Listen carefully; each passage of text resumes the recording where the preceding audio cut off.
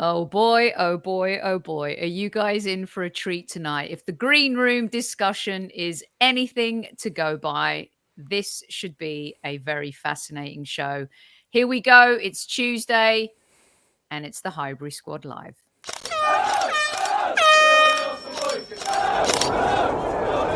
Mind the gap between the train and the platform. Please stand clear of the discussion doors. The next stop is Highbury Squad.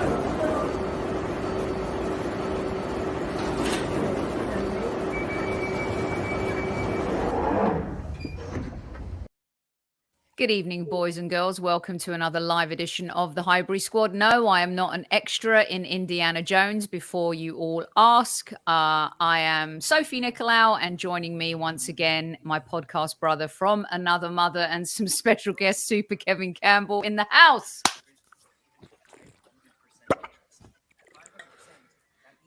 Squaddies, let me tell you, get ready for a major show. So I'm not even going to waste much time. At ease, and let's get into it. So come on, Squaddies. All right, let's get into it indeed. We've got some fantastic Gooners on the show tonight. And this has been inspired, by the way, by a WhatsApp group that's we're in. And if I could just put the WhatsApp group conversation on air, I would, but most of us might get in trouble if we did that. But no, that's not true, because it's always a very honest, raw conversation. And we have such differing opinions on our club. And I thought to myself, the life cycle of an Arsenal fan is so topsy-turvy, the elation, the tribulation, and to have it from a fan podcaster perspective, and also having Super Kev in the house, I just thought it'd be a fascinating conversation. So welcome all the usual suspects in the house. If you're listening on replay, which some of you will, because there's football on tonight, welcome to the show. Joining us is Mr. Fergus, the host and founder of Guns and Yellow Ribbons. Good evening, Mr. Fergus. How are you? Evening, Sophie. Evening, KC. Evening, Pottsy, Fergus. Gooner Russ. Top man. Happy New Year, all. Happy New Year. Same to you. Also joining us is Highbury Squad's host of Get Off the Pottsy, second episode coming soon, and of course the host of Lead Judges TV, Mr. Dan Potts. Welcome. Welcome all. Happy New Year to Highbury Squad, by the way. I haven't been on since 2021. So, evening, Squaddies. Great to see the familiar faces back. And it's always a pleasure coming on. But I'm looking forward to this one because I haven't been on a podcast with Fergus for a few weeks now. And it's always tasty. So, I'm looking forward to this one tonight. Yes. And what will make it even tastier is that we have Mr. Russell Hogg joining us. He is a Gooner through and through. He is the father to our girl Lucy, who you will see on a lot of our shows here on the Highbury Squad. And he's been jonesing to have a discussion with Super Kevin Campbell because they do not agree on a lot of things. So welcome to the show, Mr. Russ. Gooner Russ, how you doing?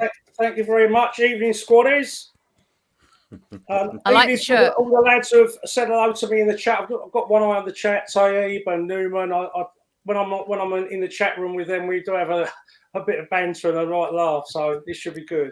Yes, definitely. Good evening to all the Squaddies in the house. Thank you so much for joining us on this fine Tuesday. It is a absolute first team lineup, just like Arsenal. It's a great it's a great starting squad. when you get below that, I'll tell you. When you get below that, let's see, which view do we like best? That one right there. Look at these pretty faces. I like that a lot. All right, let's get started.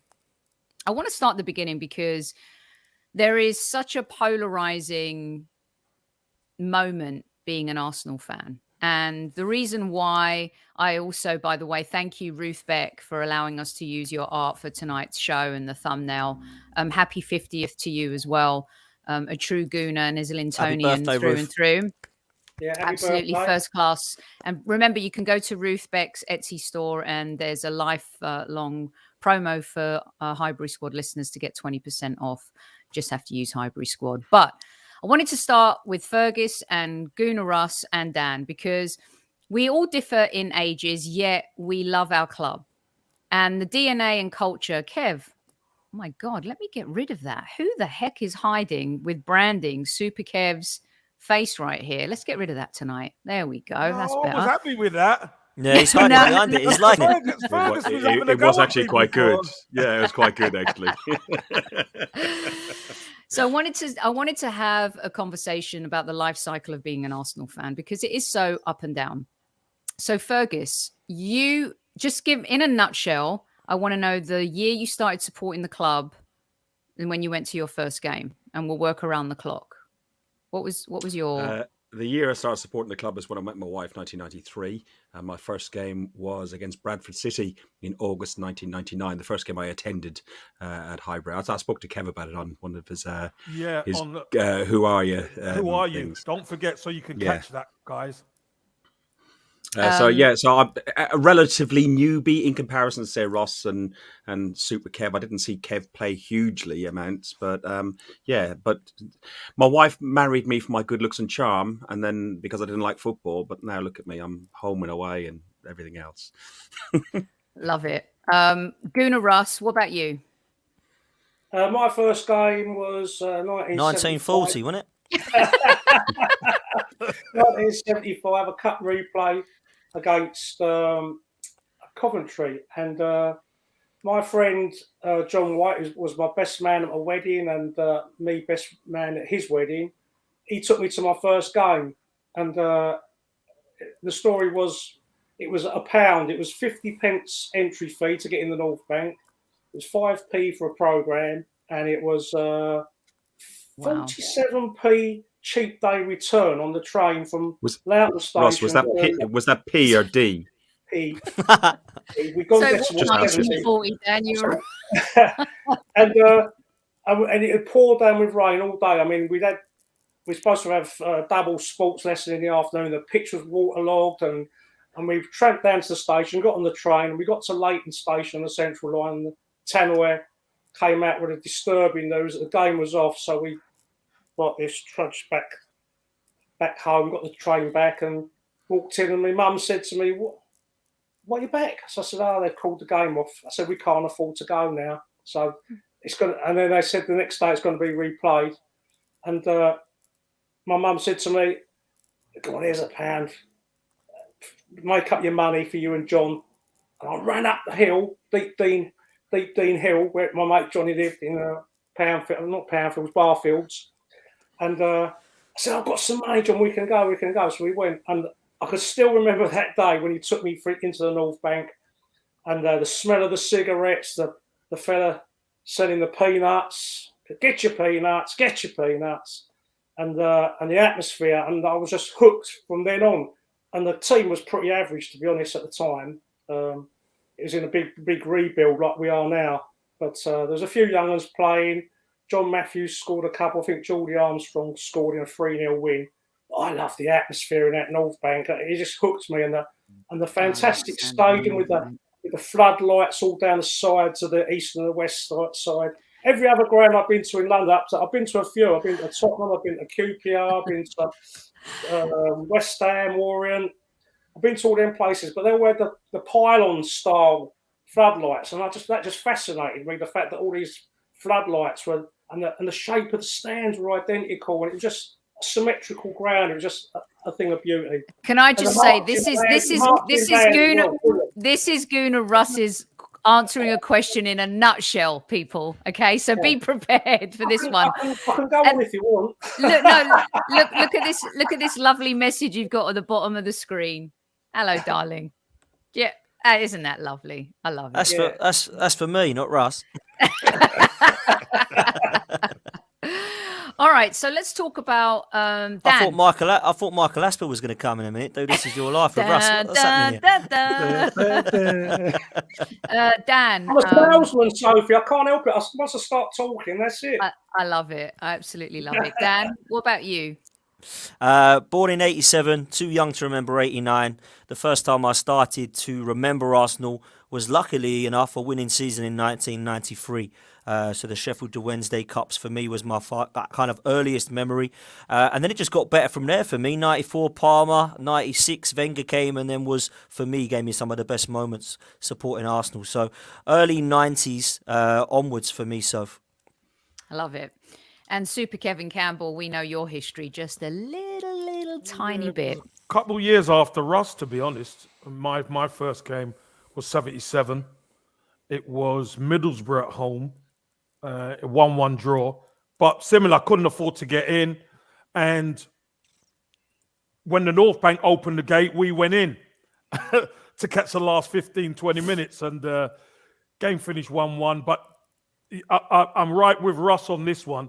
You know, when you get to the top of the North Bank from the back, Loved it. and you see that pitch, it's like a snooker table, it's like a green baize. It just hooks you. It really does. And every time you saw it, it felt like the first time. Yeah. You Well, know, just going to the ground for me was something so Big special. buzz. It's a big buzz. Yeah. yeah. I loved standing on the. I loved Premises. just the North Bank. There was always something really special, and of course, you know, the North Bank Clock End exchange was always just fantastic, and you knew you were there once that kind of kicked in and started happening and stuff. So let's talk about this then. Fergus, I'm going to start with you because we disagree on a lot of things. But one of the things I love about our football conversations is that they're respectful. And I feel like a lot of the times today is that if we disagree as fans, it can get a little bit toxic. And I don't want this.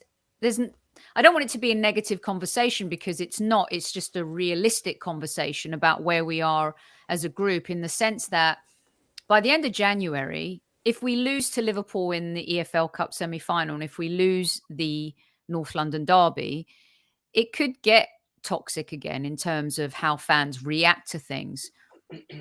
You're a realist, I believe. You're not an overreactor. But people who passionately overreact, can we talk a little bit about that process, about being an Arsenal fan in terms of our DNA and our culture? So what, talk about the people that overreact or how I react? Both, because I'd love to know your stance and then how you feel about the other. Right, okay. So if we just take the two competitions in isolation that we're in, so the first competition being the League Cup, we're against one of the best teams in the country, Liverpool. I would love us to see us progress, especially after what Liverpool did with their COVID, false negatives, etc., etc. It would just be a poke in the eye to Klopp and company. If we progress in that competition and we end up getting into Europe, that only means we get European Conference. So, to be honest, I'd love a trophy. I'd love Arteta to win the League Cup. George Graham done it all those years ago as well, so I'd love it for that reason. But the most important thing and the key target for us is sixth. Ideally, fourth, but sixth or above is the most key thing. We're eighth 2 seasons running. We're out of Europe this year. We need to concentrate on it. And I honestly believe if we lose against Liverpool over the 2 legs and we lose against Tottenham, we'll still be fourth because Tottenham still got 2 games in hand, so we'll still be fourth. Okay, there are other games that could affect that, but we'll still be in the driving seat. Tottenham don't have the points on the board against Leicester, Burnley, or Brighton, all 3 of which are away games. And you tell me which of those 3 games is the easiest. Burnley away, Christ, we always struggle. Brighton away, Brighton are a really strong side at the moment. Leicester, hot and cold, but Leicester away. We went there for that 12:30 kickoff a few months back, and we thought if we got away with a draw, we'd be happy. Where am I with regards to the reactionary fans? Well, to be honest, one of my good friends, Dan Potts and Russ, both good friends of mine, are reactionary fans in my view. Dan can sometimes be, I'm giving time for the process and so on and so forth. And then we lose a game, and Russ does the same. We lose a game, and there's toys going everywhere. Like, so, and this is not having a dig at you guys, because and it's only because you're my friends that I can actually say this to you. But me personally, I think social media, podcasts like this that I host and you're hosting don't really help the situation, because it just builds this pressure point. Fundamentally, we've had a manager for 22 years. If you look at Man United, they had a manager for, 27 years in Alex Ferguson. Man United have, in the last 9 years, is it? It would be 9 years this year, have had 7 managers. They've chopped, they've changed, they've got a team full of people, great players, Ronaldo, Pogba's, you name it. It's Big fantastic. talent. Big talent. Big talent, but they are not a team. They are not a team at all. It's and what Arteta is doing. And listen, I don't know if Arteta is the man to get us winning Champions Leagues or getting us into the last, 8 of the Champions League, challenging for the title or anything like that. But I do think he's the man to take us on that journey and get us to the stage where if he's not good enough, somebody else can step in. And he is building something. He's building a cohesion among the young youth players. He's getting rid of all the bad apples. For me, I think he's doing the right thing. He makes lots of mistakes. Me and Dan have had many a conversation about this. And he has made lots and lots of mistakes. But I think he's fundamentally going in the right direction. Okay, so Dan, I'll swing it back to you. And I love it. This is why I wanted you 3 on, because you do have a tremendous amount of respect for each other. You travel to away games together. You've known each other for a really long time. You agree, you disagree. Dan, you and I have been heavily criticized for being Arteta out or criticizing Arteta. And what I don't like is that you can't react to games and go game by game. And if you do, you're a hater. And then when you do support him and credit him, you're a flip-flopper. In response to what Fergus just said, and also kind of being a current Arsenal fan, being a fan since you came out of your mum's womb, what's your take on our DNA and our culture? And also, you travel home and away. And I think there's a little bit of a different experience when you're home and away. Yeah, I think you're right there, Soph. As for the home and aways, certainly away from home, I believe the atmosphere is there's nothing like it. I love going to the Emirates. I don't always think, apart from this season in particular, actually, that it has been an amazing atmosphere. I think this season, home and away, it's been exceptional from the home fans and away fans, if I'm honest with you. And I've been really impressed by that. I don't know if COVID's had anything to do with that. The fact that we haven't been able to go for so long, I think the fans are really making an effort when they go, no matter what the result is. So I'll big the fans up for that. I think one thing that I have found quite bizarre is the splinters on backsides within some of the fan base. I have a lot of respect for Fergus because Fergus has always trusted the process and wanted to get behind the manager, as to be fair as Kevin.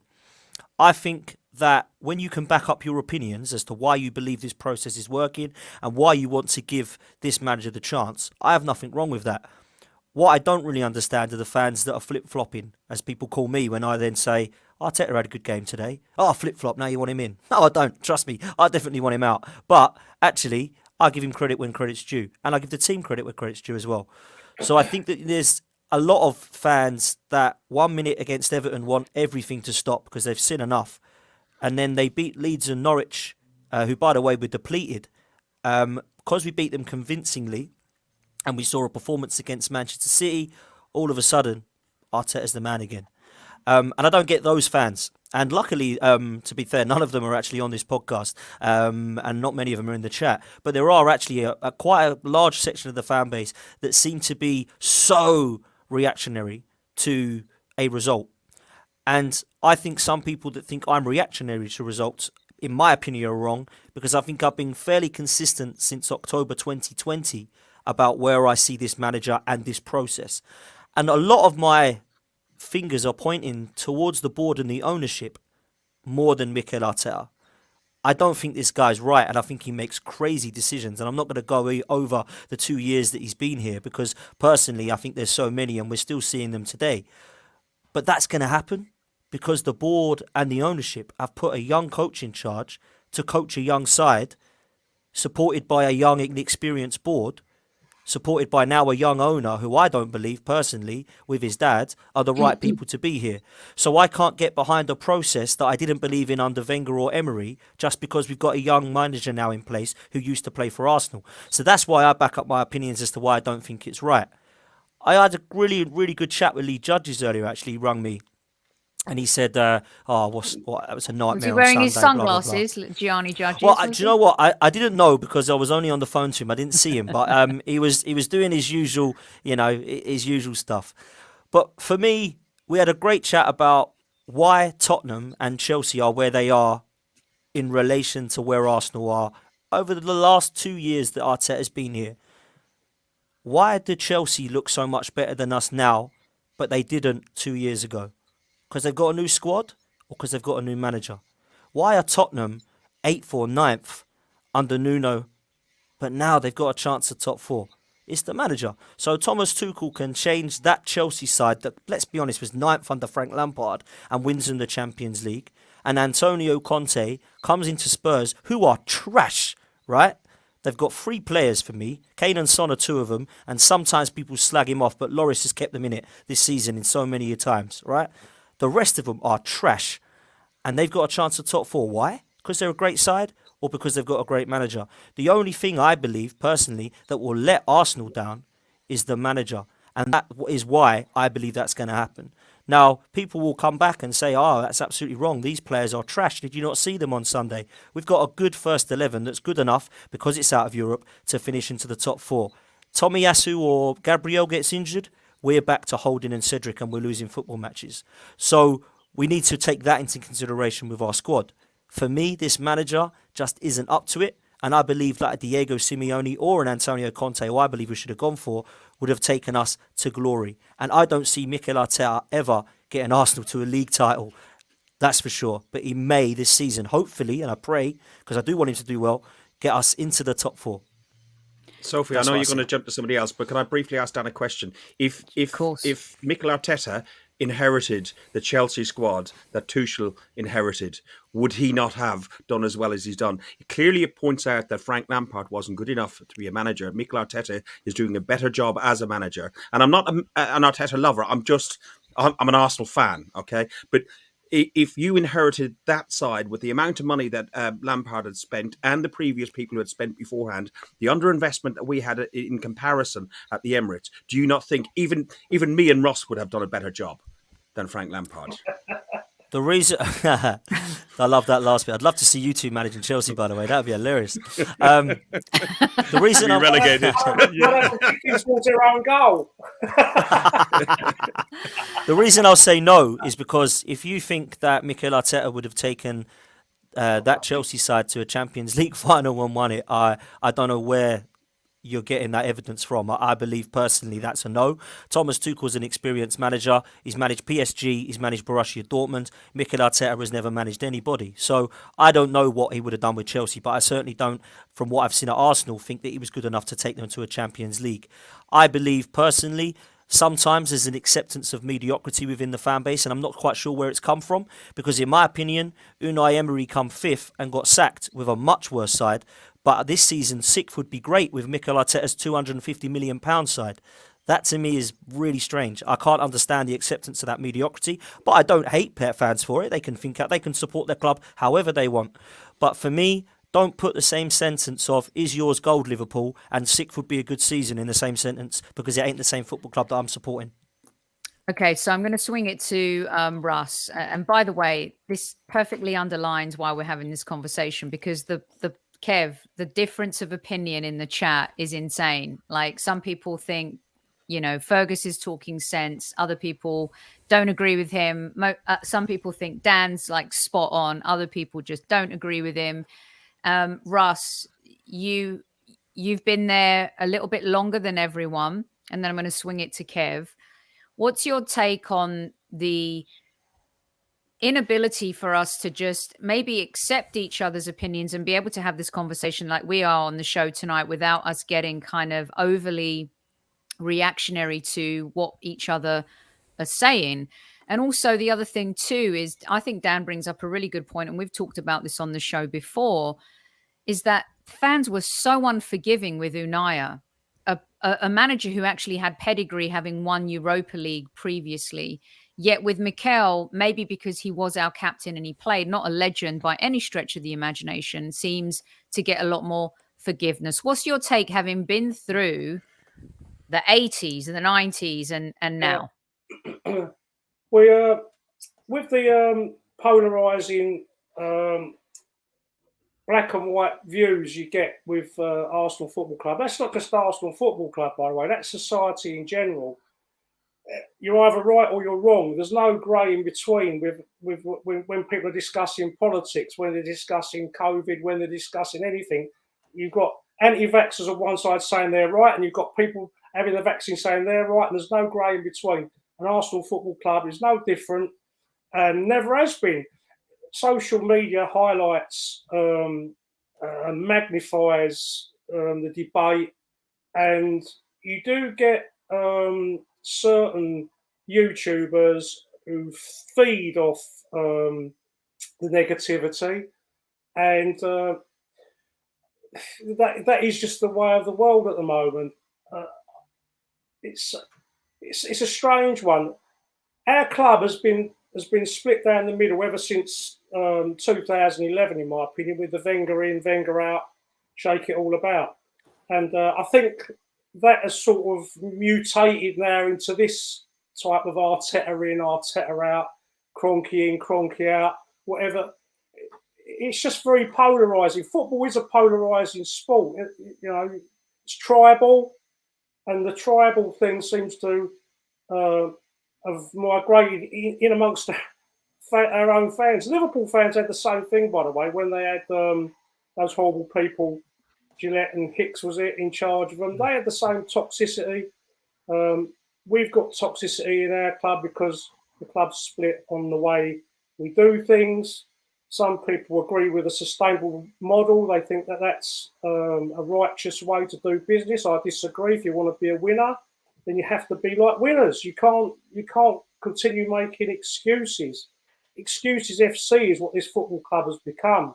It's become an enabling. What's the word I'm looking for? Culture. It's been an enabling culture that the excuses that come out after every game. Roy Keane hit it on the head the other day. He said Arsenal turned the corner against Manchester City, but they still lost. And you know, it's a strange situation at our football club. We need a big trophy desperately to wipe the cobwebs away. And do I believe this manager is capable of winning a league? Not a chance. Is he going to be backed enough to win a league? Not a chance. So many negative things at our football club. What was the other point? What was the other thing you wanted to talk about? Was you're talking about the manager?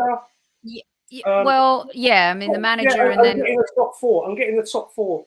Getting the top four for me is a must because, as you alluded to before, Sophie, to try and attract better players. Although that didn't happen in the past when we had Champions League, we still managed to attract some Staffy, Kolasinac, etc., when we had Champions League.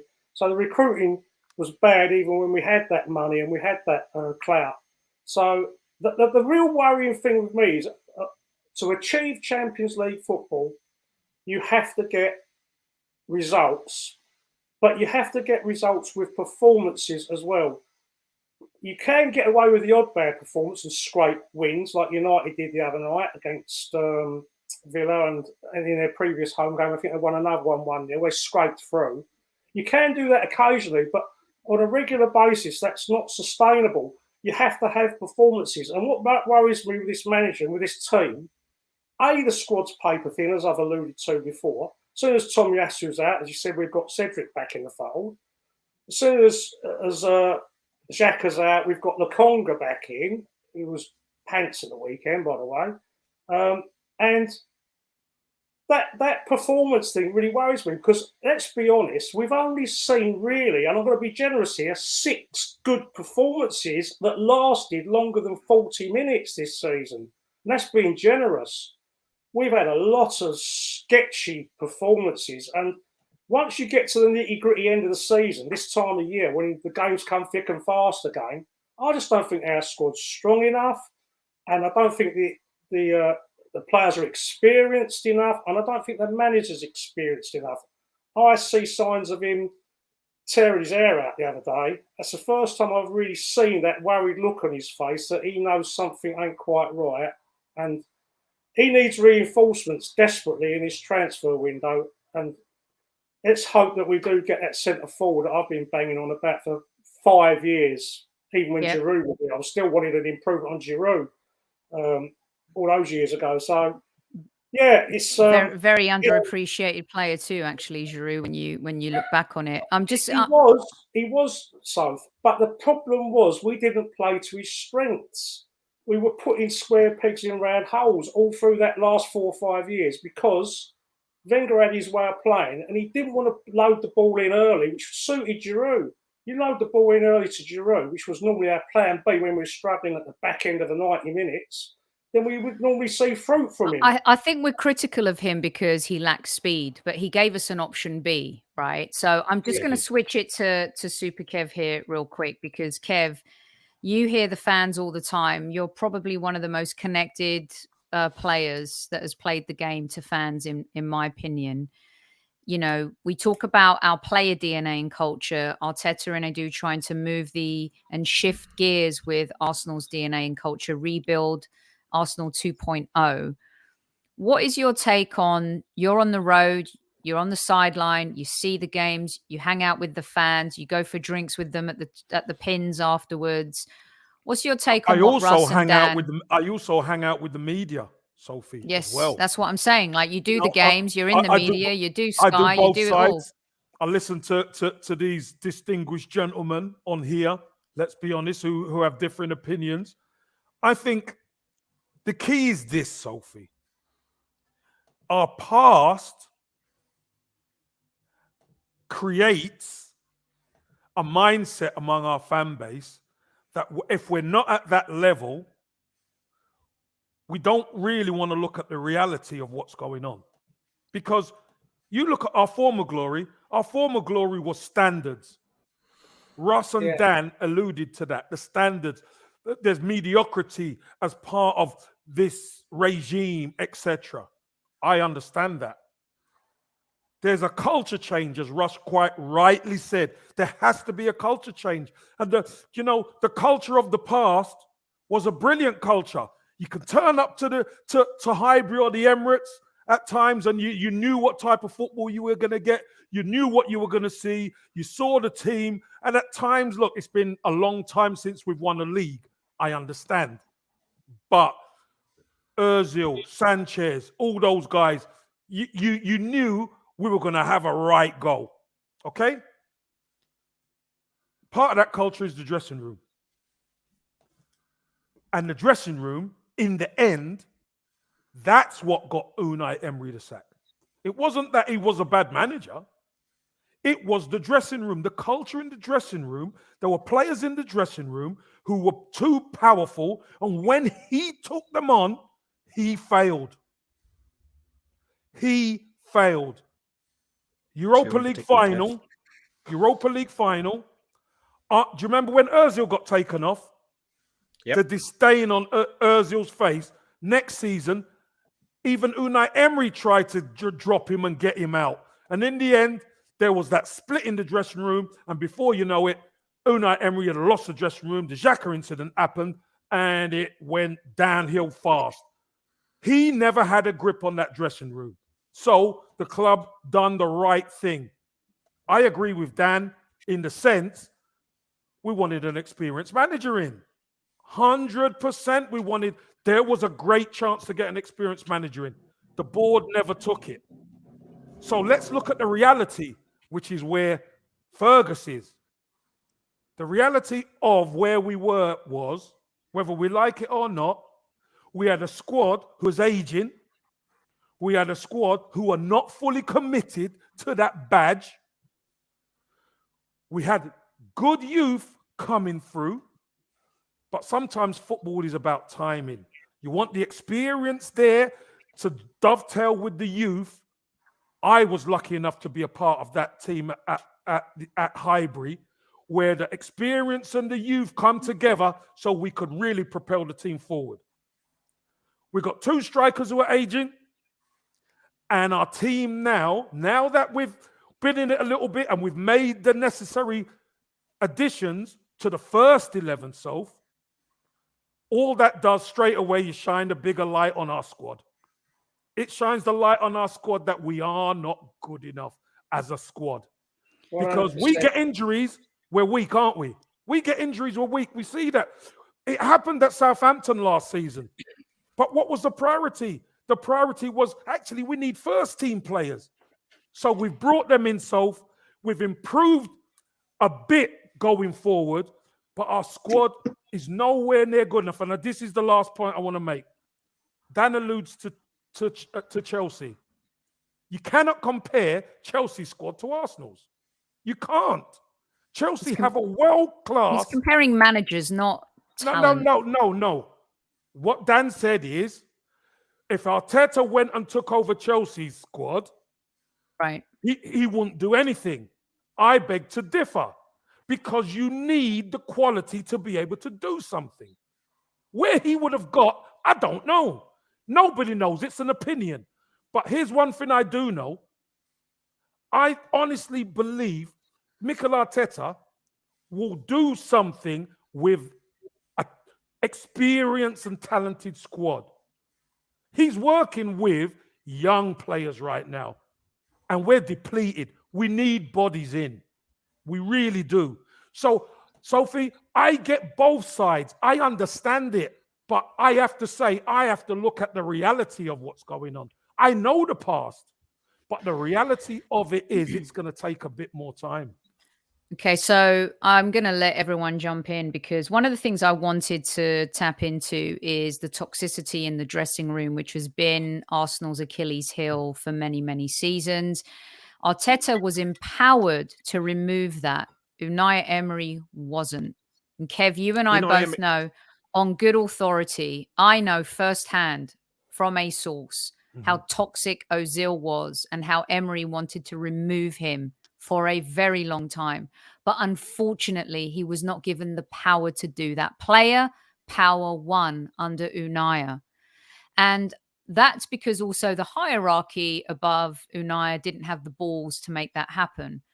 So now Arteta looks like the hero removing the toxicity when really Unai tried to do it and failed also. Truth is, they both had the opportunity to qualify for the Champions League, failed. Unai still got fifth, got to the Europa League final. The difference between the two, I will always say this, is one won their cup final and the other failed miserably because of the toxicity.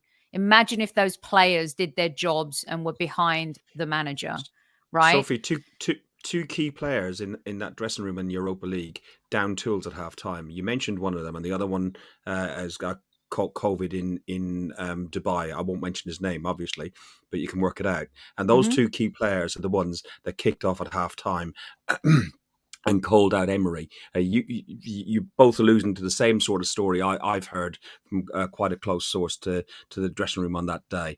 And Emery was chucked under the bus by very, very powerful players, and the ownership and the ownership and Gazidis and people above him didn't support the manager, and the manager was a dead man walking.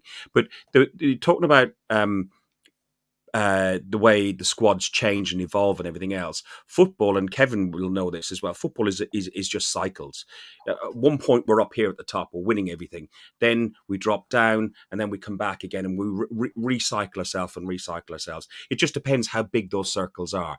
In this case of Tottenham, it's 30 years before they won a trophy of any significance. It's like, what is it, 60 years since they won the league. Don't you count the Audi Cup? Well, my apologies, any Tottenham fans watching, but you understand what I mean. It's cycles, and Manchester United have gone through a cycle at the moment. Arsenal gone through a cycle. Chelsea and Man City, and with the investment and the money they've got, they can make those cycles just like tiny. Okay, so I don't want to get into the Unai versus Arteta thing, but the truth is that both have been treated differently by the club and by fans. And we are now, Dan, 2 years into a bit of the reign of Arteta. Dare I say, and you know what? Come at me. I don't care. I speak my truth. He won the FA Cup, the tail end using Emery's squad, but he still had to win it. And Aubameyang was on fire that season. Pepe was playing well, Lacazette, the three of them together. That was a really good combination. And to be able to do it, replicate what we did 3 seasons prior and beat City and Chelsea again was an incredible achievement. 6 months into the job, he still had to win the trophy, and he did that. But with that same token, we failed against Southampton, and he threw the FA Cup away last season. That's my opinion. Against Forest, I think we should have gone a little bit more full strength, because the FA Cup is a route back to Europe. We've lost a route back to Europe. Now, fans have been united. You go home and away, Dan, you see it all, right? Fans have been more united in stadia, no matter where we've played this season. And I have loved seeing that from afar. And I've loved seeing it when I'm there, but I didn't see it when I was there last season before lockdown. The last game I went to was the Olympiacos loss in the Europa League and the West Ham 1-0 win where Lacazette scored. I find I just don't want the manager to be the reason why we all argue. You know what I mean? We have to look at things as fans when we're looking at a team. And the truth is, after the City game, we were all up and so high. The Forest game has brought us down, and we're living in fear playing Liverpool, and we've got the North London derby next. Can you talk me through the 2 years, where we're at right now, and the continued division when it comes to having an opinion about our results, how we play, when we lose, why we lose, when we win? Well, I think, Soph, it's clear where I'm at in the last 2 years. I think I made it clear on this channel, actually, only a few weeks ago, how I felt personally we were not seeing enough progress from a manager. And some of those questions, I would say in the last 5 games, were kind of at least answered in that 2-year period. I'd started to see with this first 11 team anyway, a style of play which I could really enjoy watching again, and it was nice, and it was an attractive attacking style in the final third. I've started to see some understanding of the passing in triangles, the diamond in midfield, and I explained that, and I kind of saw that. I saw it in 2 months with Crystal Palace under Patrick Vieira, but it's taken this manager 2 years for whatever reason. So be it. That's how long it's taken him for whatever reason. I would argue that Crystal Palace have worse players than Arsenal, but some people may disagree and think that Vieira's had it easy because of the players. The FA Cup win, for me, definitely papered over the cracks, but Aubameyang takes credit for that, the FA Cup, because it's the players who let the manager down, so it must be the players who win the cups. So Aubameyang deserves the FA Cup, as far as I'm concerned. And when I look at the way we've gone out of the FA Cup in the last 2 years, I question how good this manager is with cup competitions now, because we lost to Olympiacos, who we should be beating. We lost to Villarreal over 2 legs. Unai Emery's now in charge, and funny enough, he schooled us and went through. We've been dumped out of the FA Cup now to Southampton and Nottingham Forest. And the League Cup, we got pummeled by Man City last year, and I'm praying we don't get pummeled by Liverpool this year. So he hasn't done too well in the Cup since his winners. And the fans, for whatever reason, there's a section of the fan base that have just said, I don't actually care that we've lost to Forest. Like, it doesn't bother me, really. I think, really? Are you not an Arsenal fan then? Oh, yeah, and it's not our priority. We are trying to get in the top 4. We're not in Europe, man.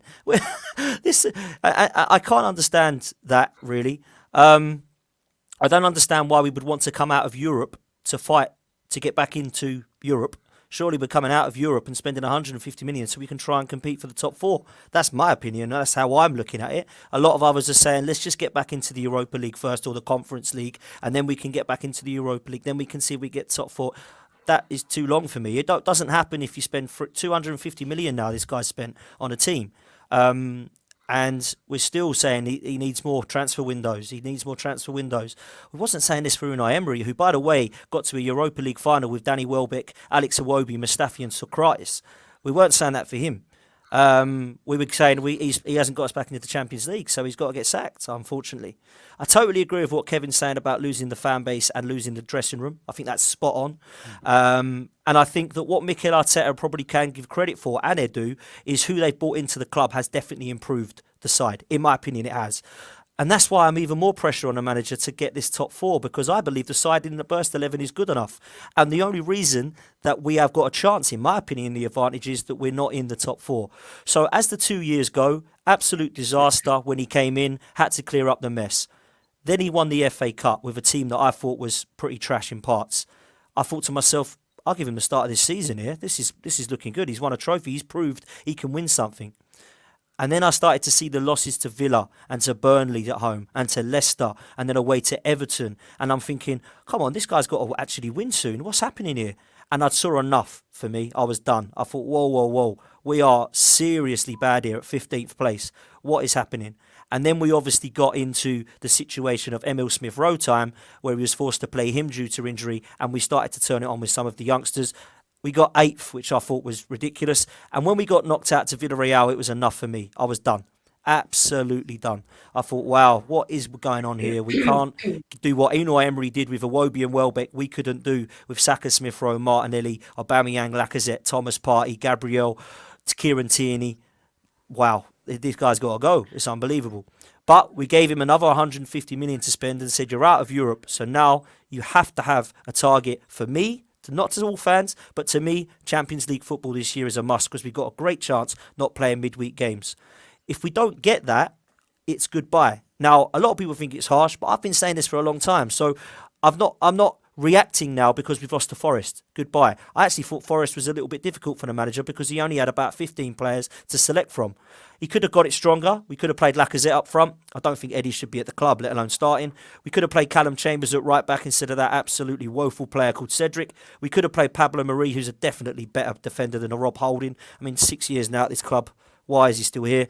And Edu and Arteta have decided to use African Cup of Nations and the only busy time of our whole season to sell a Maitland-Niles and Balogun. And we need a centre midfielder and a striker. Now we've had to play Lukonga and Patino. So we got overrun in midfield. So I do blame the manager for those situations and why he's bringing on Kolasinac with 3 minutes to go. Nobody can defend or explain to me. So I think there's definitely some question marks.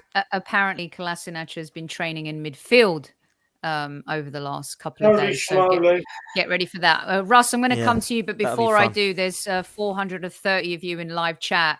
Kev, I think Vinny might be hitting Russ on the head right here. Yeah, we need Vinny. Listen, what a good panel. What an absolutely brilliant panel we've got, guys. Let's hit that like button. Give them some love, man. Yeah, definitely. It's a great conversation. So Russ, the subject of the show is the life cycle of us as fans, and you've lived through some good times and some bad times. Yeah. And I wanted to touch on the subject of instant gratification, because I feel like that's the society we're living in now in life. You get an Instagram account. Some people, post their food pictures or their yacht or their PJ or, whatever it is they're doing, fishing, modeling, and there's an opportunity to make money and do it quickly.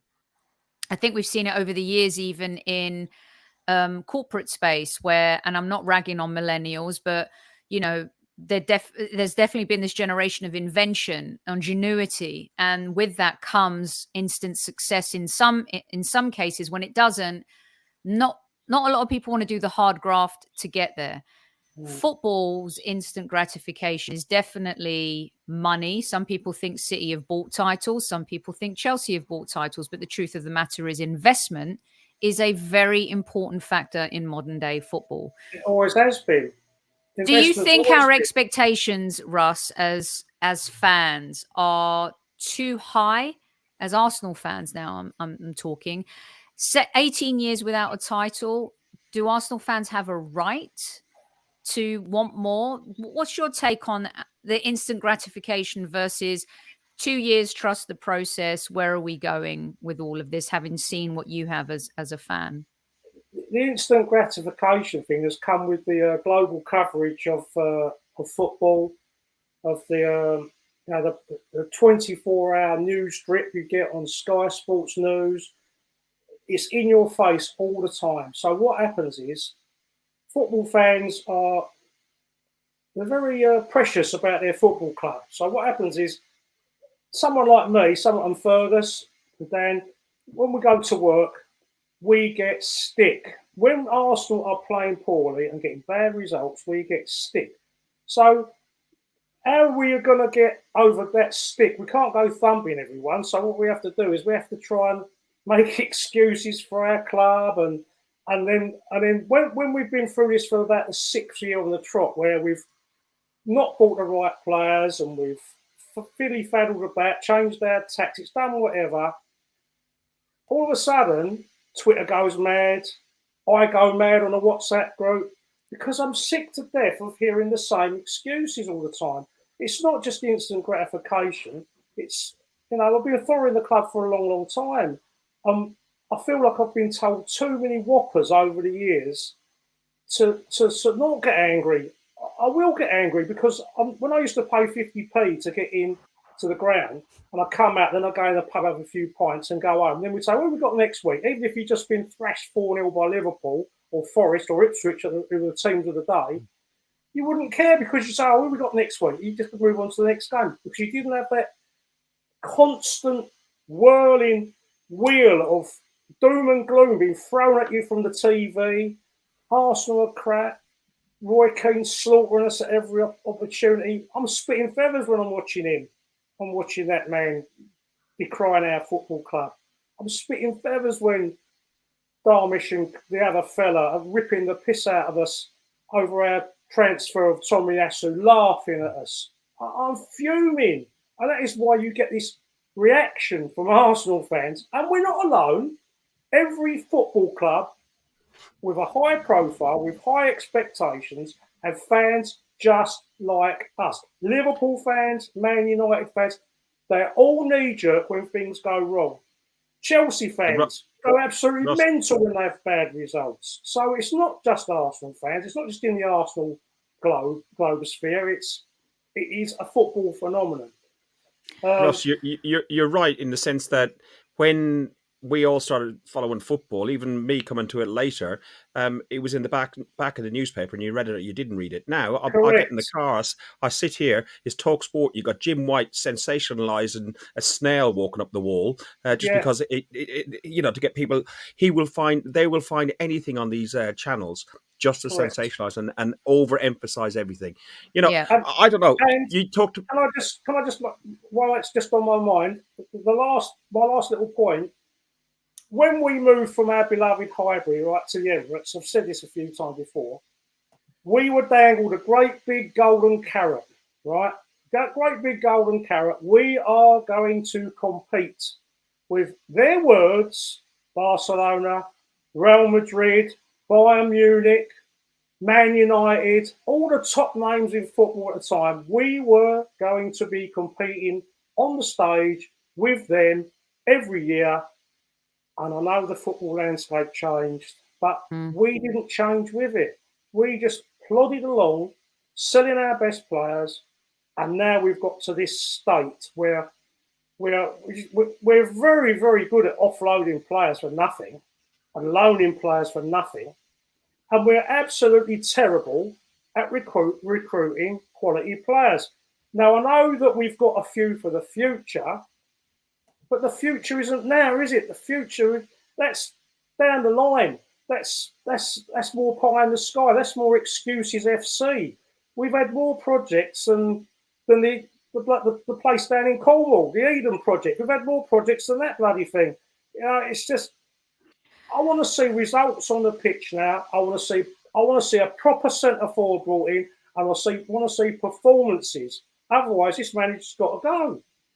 You can't keep throwing time. Time is precious. You can't keep throwing time at projects. You can't. And in time, we've fallen behind Fergus. Fergus, before I swing back to you, I just wanted to have Kev jump in here real quick because, Kev, Fergus mentioned the media, and you have been very vocal about the dartboard Arsenal became with the media, and that clickbait and all of that stuff is part of, unfortunately, the media business these days. Makes people a lot of money, and Arsenal have definitely become that. And it feels like any time we fail or we lose, the sharks come out again. I know that hurts you as an ex-player, but also it pisses you off as now someone in the media? Yeah, look, it happened when I was a player. Happened when I was a player under that George Graham time. We knew if we were successful, we would piss off a lot of the media because Yeah, Arsenal are not the media darlings. We've seen clubs, one very close up the road, do nothing and still be the media darlings, right? So now when you see even our transfer policy this season, so many people came out, what are you doing signing him? And then it starts to influence some of the Arsenal fans. But they know if they get the Arsenal fans going, then they've got a show. It's going to make your talk sports and all that kind of thing. Because it's what gets people going. That's what it does. And you know what? Arsenal fans are going to stick to their corner. Of course they are going to stick to their corner. But you know what? What they don't want a successful Arsenal. That's what they don't want, Sophie. Yeah, I think the Invincibles had something to do with that in the recent, I say recent loosely, Fergus. Fergus, what's your take on that? And also, we have to be the masters of our own narrative. Success cures everything. Kev says this all the time. Winning cures everything. Are you afraid of what might happen? Now, I don't want to be negative, but if we win, great, it'll be a phenomenal January. But we're talking about the life cycle as fans and the up and downs. Are you worried about what could happen in January and what that might mean? Or do you feel positive about what's coming with Liverpool and Tottenham? Talk me through that a little bit. As a host of Guns and Yellow Ribbons, your podcast, by the way, guys, you should check that out. It's a real good, it's like two best friends talking down the pub. If you've not tuned in, you should.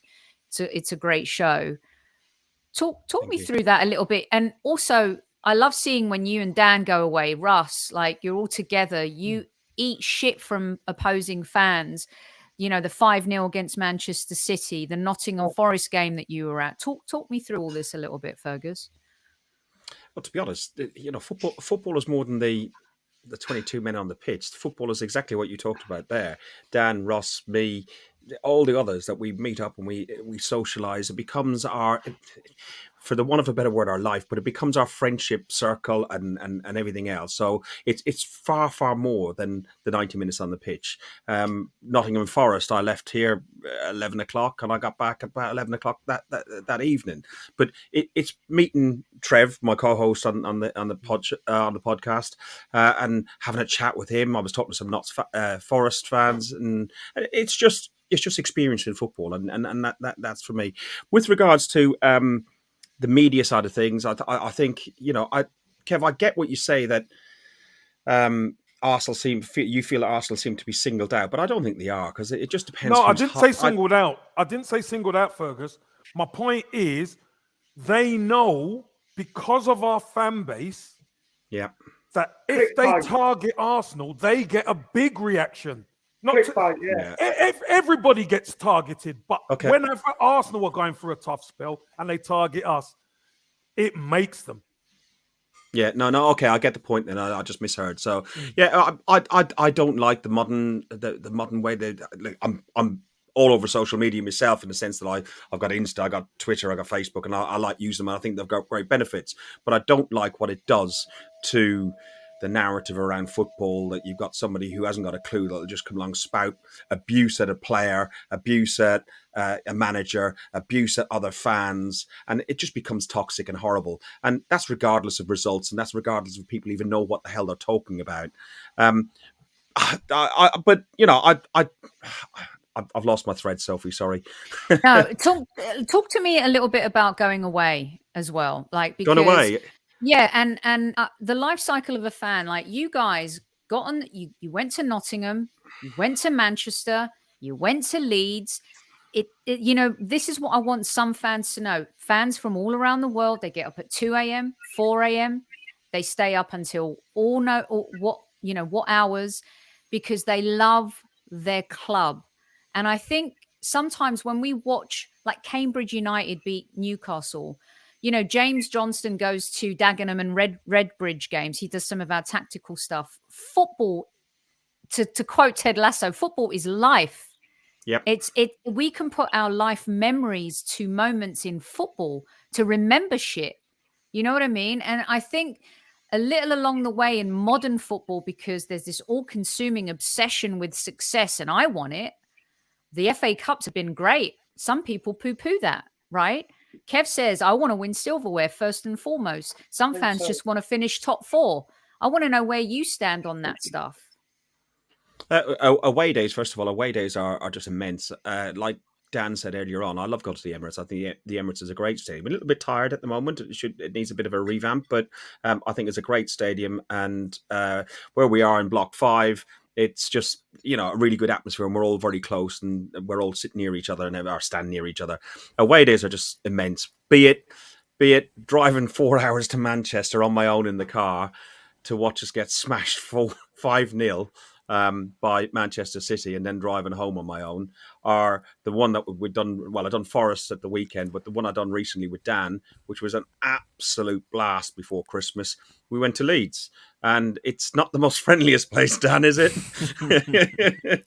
It was class, though, mate. I loved it. It was class. Yeah, and it's expensive though, like £100 for a hotel room, 30-40 quid for a ticket, and then there's I don't know. I think I looked at my credit card, or my card I use a beer card for football, and I must have done £100 in food and drink and stuff. That we nearly got one hotel between us. They thought we were together. The guy goes, "Oh, your room's this way, sir." So we were like, "Oh no, we have got 2 rooms." Could you imagine the fight, me and him? Oh yeah.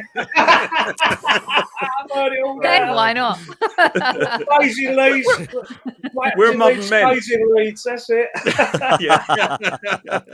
Dan, you weren't saying about that. Yeah, I know. I did say I would. Don't worry, Fergus. I'll keep it quiet. I'll just announce it on Highbury Squad. But Kev, didn't you love Kev? Go on, Russ. Go on, mate. Sophie, that Newcastle don't go down, because I've had some of the best away days in Newcastle. Stay up there. It's so much fun. The nightlife in Newcastle is just second to none. Brilliant. Yeah, go on, Fergus. You wanted to finish your point. Matty Cage just put a comment on there. We were both smashed.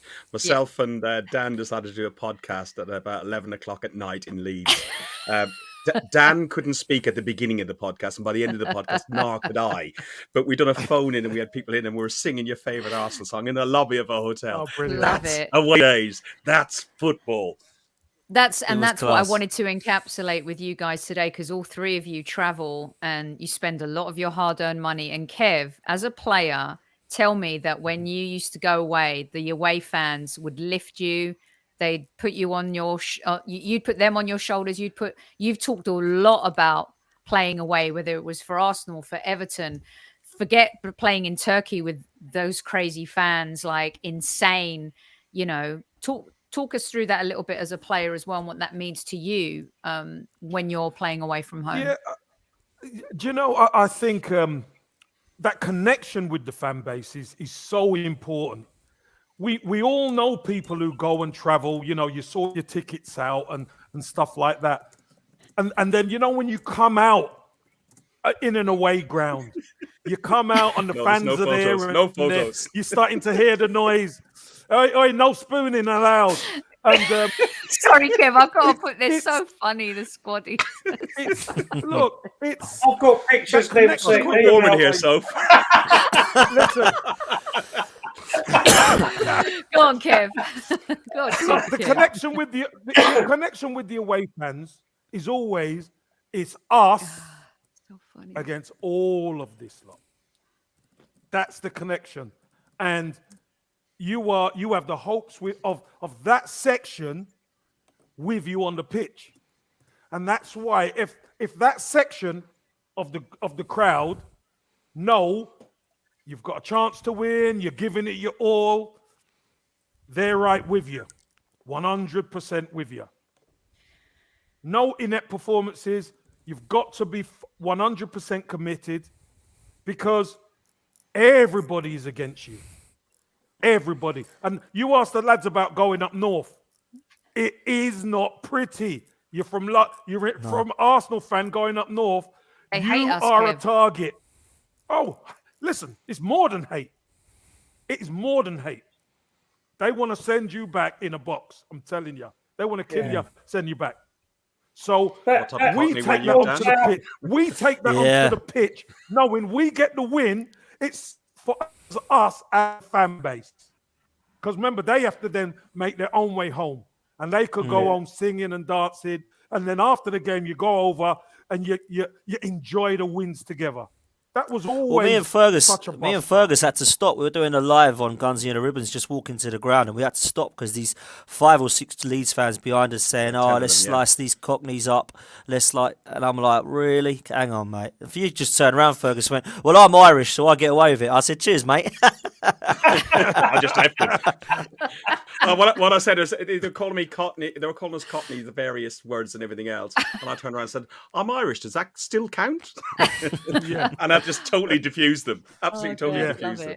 Well, look, you guys, this might be a part 2 show because, Kev, we could go on forever with these guys and their pedigree, their history, their love for the club, their knowledge, their travel. I daren't ask them how much money they've spent already going away from home, and also let's be honest, it's not cheap going to a game at the Emirates either. I'm going to give you a closing statement, Russ, because I want you. Why don't you go first? We've got a few minutes left, and you guys take your time. Hurry up, Russ. No, don't rush him. No, what you were just saying about the north-south. Hurry up, hey, listen. Trust me. The north-south divide's nothing like what it used to be. What do you mean by that? What do you mean by that, Russ? It's not quite that is probably a rare occasion. And the difference being from the 80s was they wouldn't have talked about sticking a knife in you. They would have knifed you. That's the difference. They would have done it. Talking about it and doing it are 2 different things. But it used to be cattle trucks going to the away games. I mean, the specials we used to travel on, they weren't fit for anything. They were swilling in piss on the floor. The toilets was all blocked up. The windows was all put in. Oh, they were horrible things to travel on. But we did have a laugh. It was just Russ's carriage. I mean, I remember going to a game with my cousins at Liverpool in it was 91 maybe, and it's totally different to then going years later. You know what I mean? Liverpool definitely. And Everton, Manchester, Leeds. Leeds was the worst. Yeah. Even in 98, it was an away game at Leeds. When the 1-0 where we lost, where we were going for the title and we lost to Leeds, that was a horrible game. Okay, so I would like to hear your closing statements. Russ, why don't you go first? This is the life cycle of an Arsenal fan. You are a phenomenal Arsenal fan. I thought he said it, Soph. No, he just mentioned he was just tapping into the away day because I want these guys to tell me what they think is going to happen against Liverpool and the North London derby, and then we'll close out. Go on, Russ, you first. Our away support is fantastic. The home support's been fantastic as well this year, as the other lads mentioned earlier. Our home support has been deafening at times this year. It's been really good. And whether that's because it's a new breed of fan come to the stadium and a lot of the old ones will give up their season tickets and there's newer ones coming this year, I don't know. But there seems to be a bit more oomph about home support. The Liverpool game, I just don't know what team he's going to be able to pick. That's the trouble. I'd rather pass comment on what the result's going to be or how we're going to perform, or I just have no idea. This is what frustrates me a little bit with this side at the moment is I just haven't got a clue what Arsenal's going to turn up. I really don't. The Spurs game, we should be up for that big time because they are, as Dan said, they're not a good side at all. They've got a few good players. Moura's the one that always worries me. He's got frightening pace up. He's decent. Antonio Conte is the one that worries me. And I don't want to see us go there trying to boss a game and then getting done on the counter attack again. I don't want to see that. I want us to be a bit more cautious and stay in the game longer than 16 minutes and not give the ball away cheap like we did when Lacazette scored and then they equalised a second later. Yeah. So I think Lassenac when it passed across, no passing across our box, not for the first 45 minutes anyway. Just settle the game down and then tire them out a little bit with our passing, and hopefully they'll not be too gung-ho. That's what I hope for that game. The Liverpool game, I think we should declare COVID, shut the training ground and cancel the game for another week, play them at their own game. That's what I think. Laughing at these squaddies too. Fergus, they're giving us they give us our own player ratings, by the way, at the end, these little knuckleheads in chat, but we love it. Fergus, what about you? What about you, mate? I've only got a 5. I'm quite disappointed. No, you got a 7 from someone else, so you're oh, did in I? good Oh, stead. well, I like them better. Right, okay. So Liverpool game, I think the key when we go away on Thursday night is to keep it within one goal. If we still got it within one goal, we can take it back. We've got the second leg at our place, and I think the home support and just the feeling of the evening, and we'll know who our opposition is in the next round as well. I think that will carry us through as long as we keep it within one goal. There's no point in deferring fixture congestion for the victor. Sorry, Liverpool, and I nearly said it. For Liverpool, it won't allow that we can push this on, especially with the final at the end of February as well. With regards to Northumberland Derby, Christ, listen, it's here. I've got it. I've got my ticket. It's my first away Northumberland Derby. See and I'll that tell you bugger what, again. Look at that sexy thing. It is twitching just a little bit, just so the walk down Seven Sisters Road and that. But it should be good. I'm looking forward to it. One thing I can guarantee, I will be very, very inebriated by the time I get to the Tottenham Stadium. I won't be in a fit state to appreciate how wonderful the stadium might be. It's going to be 2-1 either way. It should be us. We are the better team. If we can have our strongest 11, unfortunately, AFCON is influenced some of that to a certain degree. If we get our strongest 11 out that we've got available, I think we're a better side than the Tottenham side, and I'd like to think we can do it. It's a huge 6-pointer. If we finish, they've got 2 games in hand behind us. And thank you, Virginia. 9. I like her. She's brilliant. She can come again. She's loving you, I tell you. Yeah, definitely. Must be the Irish accent. But I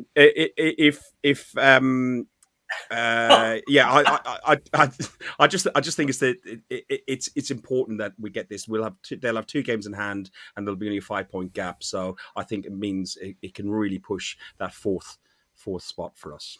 Thank you for having me on as well. Thank you for being here, Dan. As always, some great comments, some not. You live through this all the time. What's your closing statement, mate? Yeah, I do live right all the time. It's weird actually, Soph, because when I first got into this, I started to meet people that I agreed with and disagreed with. And then when I had a lot of people come up to me, they used to say, "Oh, I see you doing like YouTube stuff now. You must get some hate from Spurs and Chelsea fans." I said, "No." I said, "I actually get most of my hate from Arsenal fans, believe it or not."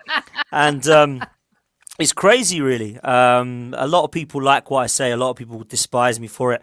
And I've never quite understood that, really, because I've had a lot of people see me out socially. I've met 4 or 5 individuals that I really get on well with that have complete opposite opinions to me about Arsenal Football Club. Fergus is one of them. I've known him for 11, 12 years now. Harry Simew, right? I work with Harry Simew all the time on podcasts. He's put his middle name as Xhaka now as well, hasn't he? Yeah. Harry Granite Xhaka Simew. Me and Harry, literally don't agree on anything, right? But when I meet him in the pins, me and him get on so well. Tom Canton, hardly ever agree with his process that he loves, but we get on so well. Me and Kevin Campbell, I'd never agree with what Kev says, but me and him drink socially, speak loads. It's the way that I absolutely love it. What I don't like or respect is when people who don't know me or have never spoken to me or have never met me in the pub will abuse me on socials, or they'll come in YouTube, or they'll come in this chat and start shouting a load of toxicity. I don't care that you don't agree with my opinion, but I bet you 100% if I saw you in the pub, we would get along. Because I get along with all Arsenal fans. If you support Arsenal and you want Arsenal to win, I will get on with you 100%, because we both want the same thing. It don't mean we're going to get along and eat the same food and listen to the same music, but we definitely will agree that we want Arsenal to win. And that's my closing statement, because there's so many fans out there, I believe personally, that think Arteta-ins are scumbags and they're a disgrace to the football club, and think that because they want Arteta out and demand the best, that they should just go and support Spurs, which I never get, by the way, because they don't win anything. Yeah. Otherwise, go and support Chelsea or City. I'll understand. I wouldn't be going supporting Tottenham if I want to be winning trophies. That's for sure. So that's my closing statement. I hope that we beat Liverpool. Rocking it. I love it. Rock the neck, Dan. I hope. Take the head off, bro. I love that one. I love that as well. Take the head off. But you know what? I hope we beat Liverpool. I think we'll beat Liverpool over 2 legs with our strong side. And I definitely think we're going to beat Spurs, because we cannot lose to them, because I never accept losing to them. So with our strongest side, I believe we've got enough to beat a Liverpool side that's apparently depleted. And then when it gets to a situation at the North London derby, we have to win. If we don't, it's another tightrope that Arteta's hanging on to, in my opinion. But I'm going to stay positive and say that we're going to get through to the Carabao Cup final. Come February, we'll have another couple of players in, which I believe will take us forward and give us a chance at top 4. And I think we'll beat Spurs at the North London derby. So, been a pleasure. Always a pleasure coming on here, speaking to real fans. So, thank you guys. I love Newman. He loves you. You get a 10 out of 10, Russ. You've even had 10s out of 10s as well. Super Kev. All I'm going to say is I've loved this show, and there's a reason why I wanted to do this show with these 3 fine gentlemen. And thank you so much for joining us. You can find Fergus. You can see he's at Guns and Ribbons. Please go listen to the podcast. Gooner Russ appears on a few podcasts. He's an absolute gem. He and Jenny can be found in our chat too. That's very Jenny, we hope to say so. Well, we adore you both, and thank you so much for always hanging out with us. And Dan, of course, you can see his handle here, and he's the host at Lee Judges TV, aka Gianni Judges TV. Look forward to doing this again. Super Kev, you have the last word. Well, everyone, what a panel! What an absolute fantastic show! Thanks, Sophie, for getting the guys on, because I know the guys are giving up their precious time. Thanks, Fergus. Thank you, Gooner Russ and Dapper Dan, as I always call you.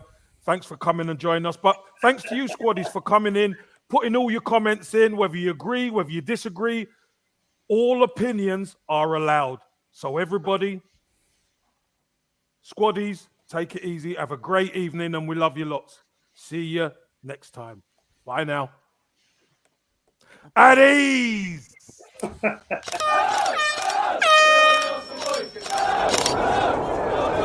Mind the gap between the train and the platform.